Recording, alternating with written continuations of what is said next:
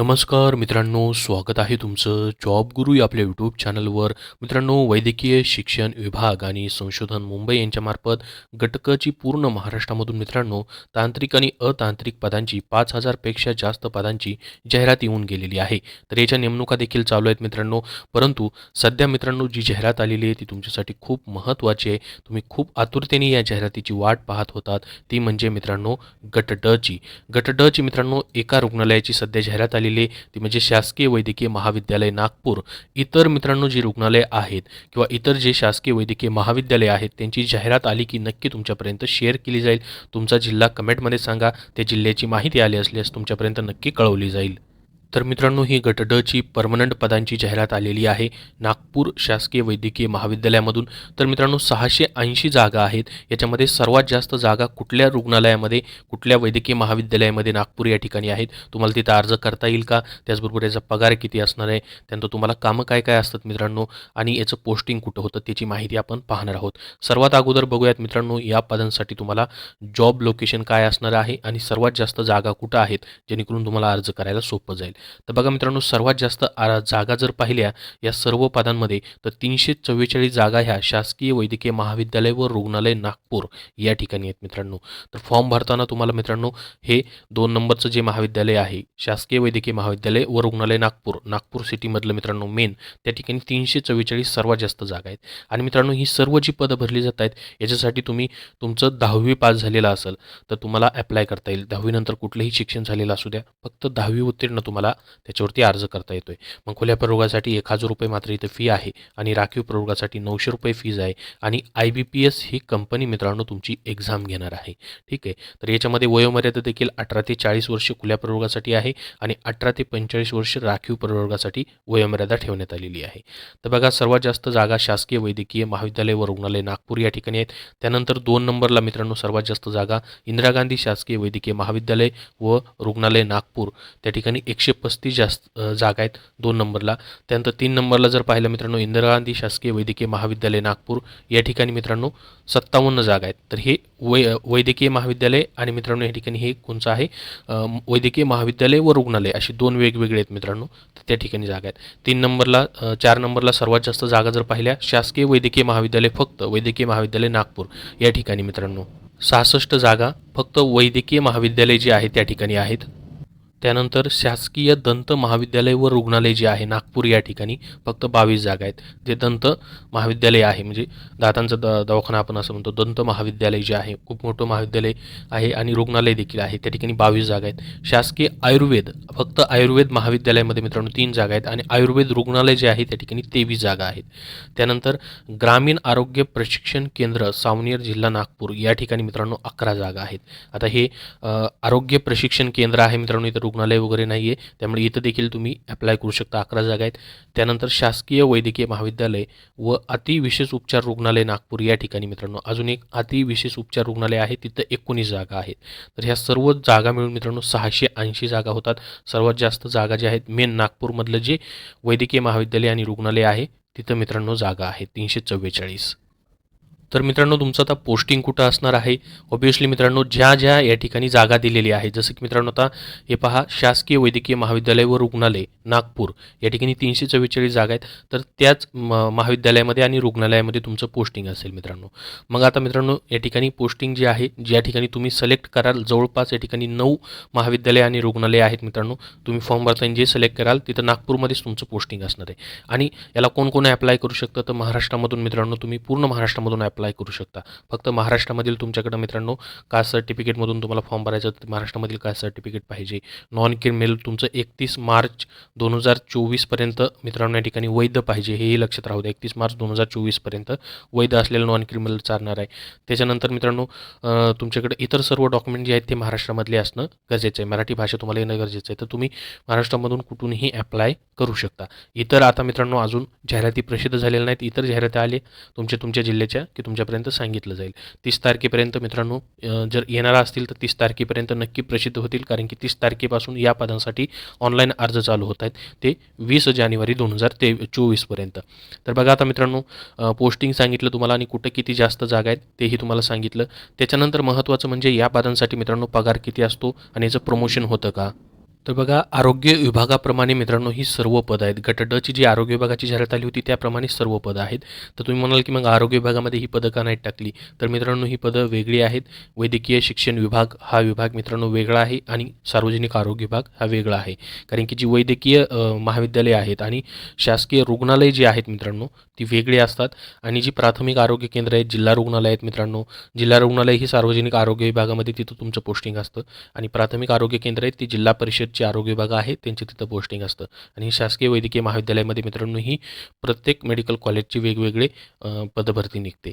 तर याच्यामध्ये मित्रांनो गट ड चं जी आरोग्य विभागाची तुमची जी पदं आहेत गट ड ची त्याचप्रमाणे मित्रांनो तुम्हाला पगार आहे पहा 15,000 ते 47,600.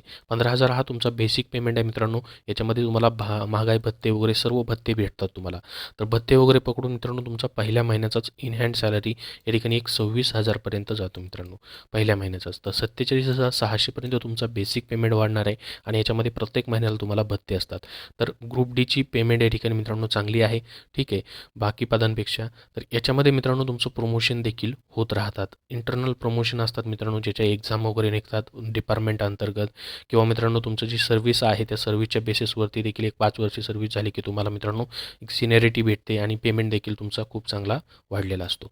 जसं की मित्रांनो आता ही वैद्यकीय शिक्षण विभागाची जी पदं भरली गेलेली ही देखील मित्रांनो त्याच वैद्यकीय महाविद्यालय आणि रुग्णालयामध्ये भरली गेलेली जी की गट क ची पदं होती.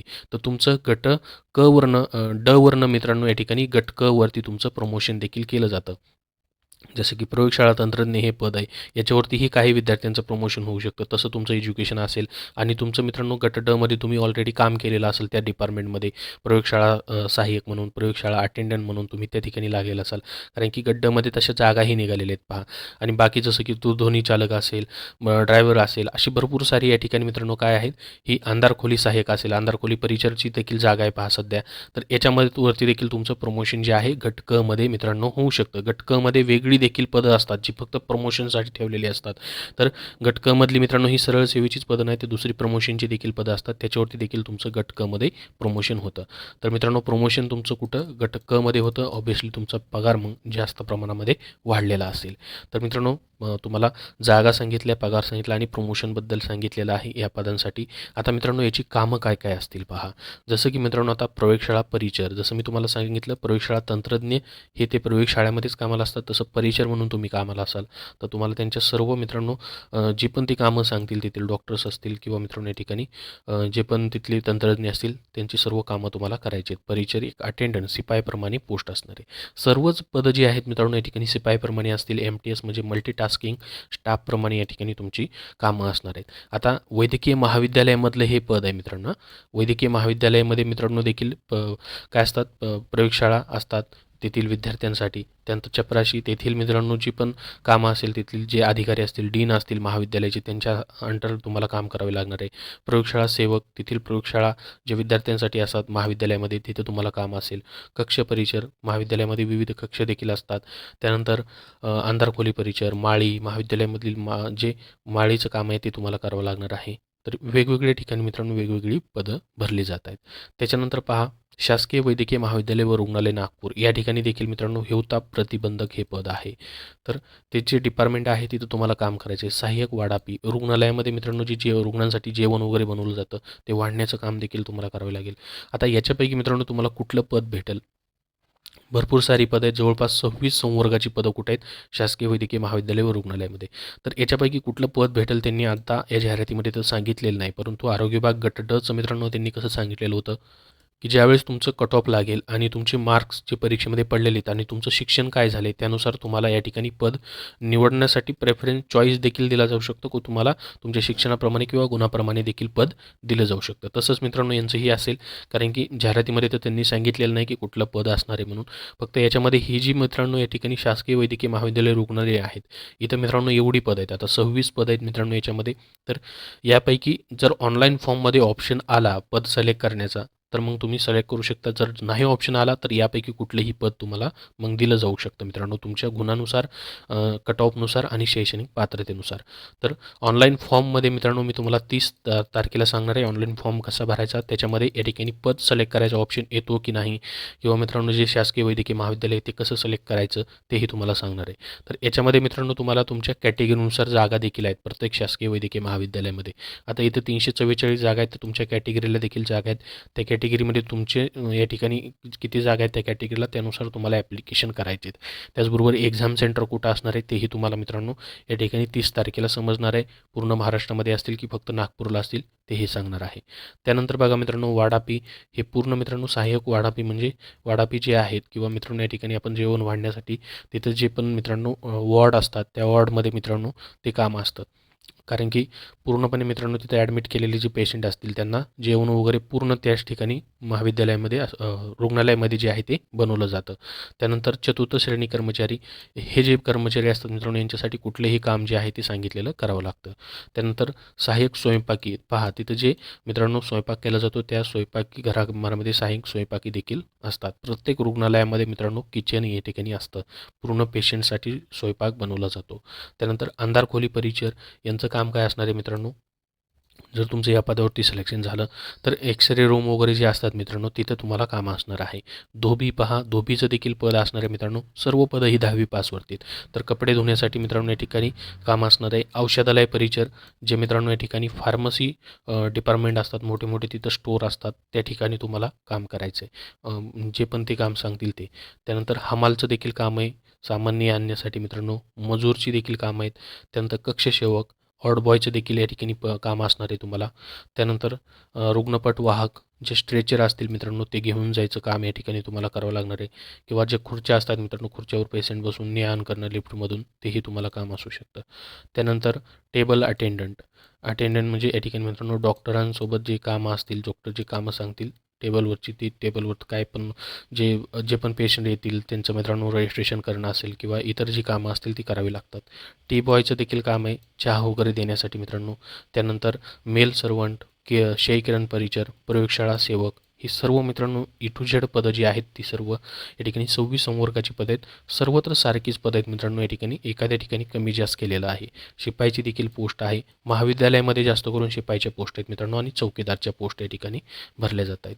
तर बघा, ग्रामीण आरोग्य प्रशिक्षण केंद्र सावनेर या ठिकाणी मित्रांनो हुकुमपाळ, स्वच्छता हुकुमपाळ हे देखील पोस्ट आहे, म्हणजे स्वच्छतेविषयीची सर्व कामं त्यांना पाहावी लागतात.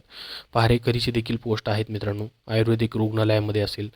त्यानंतर बाकीची देखील पदं आहेत, परंतु सर्वत्र सेमच पदं आहेत मित्रांनो. जवळपास 26 संवर्गापेक्षा जास्त पदं या ठिकाणी भरली जात आहेत. तर यासाठी मित्रांनो तुमचे अर्ज जसे सुरू होतील तशी तुम्हाला माहिती दिली जाईल. तर याचा सिलॅबस जो आहे मित्रांनो, त्याच्यावरती तुम्हाला 200 मार्काची परीक्षा घेतली जाणार आहे. 100 प्रश्न तुम्हाला असणार आहेत मित्रांनो. कुठलीही निगेटिव्ह मार्किंग नसते. मराठी, इंग्रजी, गणित, बुद्धिमत्ता, अंकगणित, सामान्य ज्ञान, हे सर्व तुम्हाला विषय असणार आहेत. डिटेलमध्ये सिलॅबस त्यांनी मित्रांनो जाहिरातीमध्ये दिलेला आहे. आता नेक्स्ट व्हिडिओमध्ये मित्रांनो तुम्हाला काय काय डॉक्युमेंट महत्त्वाचे आहेत त्याच्यावरती व्हिडिओ बनवला जाईल, जेणेकरून मित्रांनो तुम्हाला डॉक्युमेंट व्हेरिफिकेशनला ते महत्त्वाचं ठरेल. तर अजून तुम्हाला याबद्दल काही महत्त्वाची माहिती हवी असेल तर कमेंट बॉक्समध्ये कमेंट करून नक्की विचारा. हा व्हिडिओ नक्की लाईक करा व शेअर करा. धन्यवाद.